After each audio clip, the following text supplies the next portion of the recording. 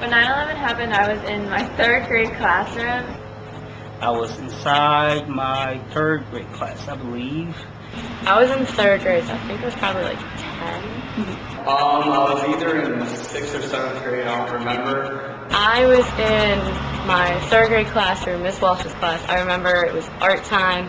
We were coloring with crayons, and I was doing a Vincent van Gogh picture, and then I remember someone telling me to please come to the office, and they said, your mom's here to pick you up.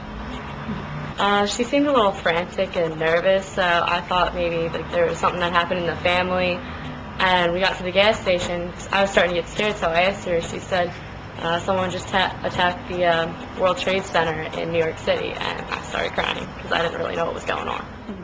I was either in 6th or 7th grade, I don't remember. But it was actually after school because our school didn't allow anyone below high school to know about it during school. But I know a lot of kids left that school or left that school early that day. But I didn't know about it until like my mom told me, and I saw news afterwards. She just said that there was a big accident in New York City, and planes crashed into buildings, and a lot of people were passed away. When 9/11 happened, I was in my third grade classroom, and my teacher came in. It was bright red, and we were just sent home without any notice of what was happening. When I went home, my mom was on the phone with my family, making sure things were okay, and I saw it on the news, and I saw the planes crash, but I didn't really understand what the building meant. So then they had to explain what happened and what a terrorist was, which was crazy. I was inside my third grade class, I believe. And when it happened, the whole school kind of just was in a frenzy. Things were kind of crazy. People calling people in class. The teachers didn't really do anything. So it just sat there. It was like a lot of various emotions flying around everywhere. I actually had an uncle that was visiting New York at the time. So my first reaction, although I was pretty much young, but my first reaction was checking up to see how he was. So I kind of contacted my parents to make sure he was okay. Yeah, we just sat around. Everybody was home. Everybody came home that day, and everybody just sat around. Just sat in the living room watching the news coverages of everything that was going on. We kind of just talked about it as we watched the news about it. I live in Hollidaysburg, Pennsylvania, so I was at St. Patrick's School in Norrie and eating lunch whenever everyone said something about it. And so it's a Catholic school, so we actually said prayers of the Rosary. So they really didn't want to see a lot of the news, so yeah, they just explained to me what was going on and just described it, tried to do the best I could.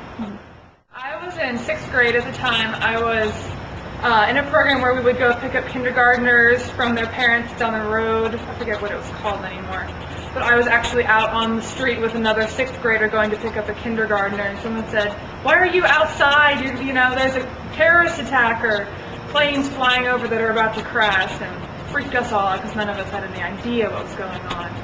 So that was not very fun. We had to go back to school, and then they sent us all home early, and that's when I really found out what was going on. I was in 4th grade. I was in my classroom, and I just remember the teacher walking out, but I didn't find out exactly what happened until I got home. So they had it on the TV, and so we were watching it, and they explained that there was a terrorist attack, and I didn't really understand it entirely, but as I grew up, I got to know what really happened. So.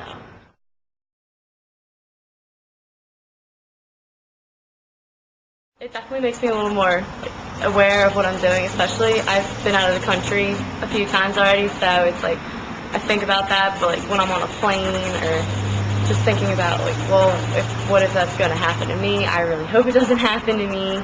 It definitely makes you think of being safe, especially when you're flying to a different country.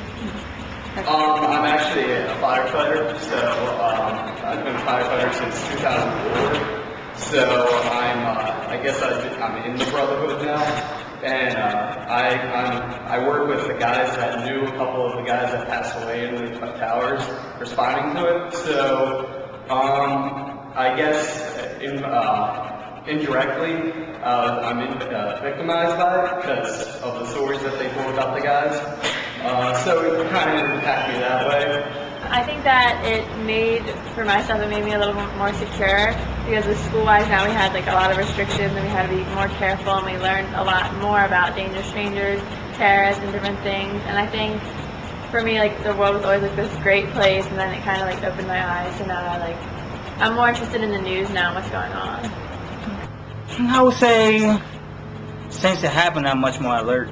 Like when I walk around, I'm much more alert, and I think more about what can happen at any moment. So it kind of gives me an extra drive to get things done, because I know any moment some tragedy can happen. Like the earthquake which just happened a while ago, something can happen at any moment.